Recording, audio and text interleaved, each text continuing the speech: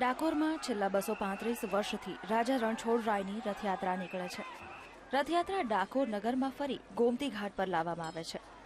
રથયાત્રામાં ભક્તો દ્વારા જાંબુ, બાફેલા મગ, સાકર અને ફળોનો પ્રસાદ વહેંચવામાં આવે છે।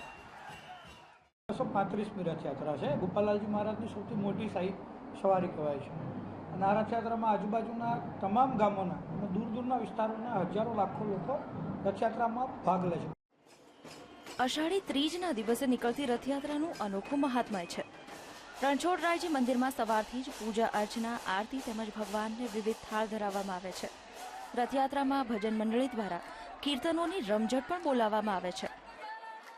વર્ષથી રથયાત્રામાં આવું છું।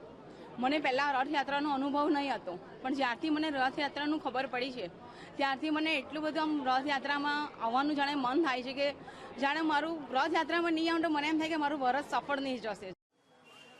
રથયાત્રા સફળ બનાવવા ચુસ્ત પોલીસ બંદોબસ્ત ગોઠવવામાં આવ્યો।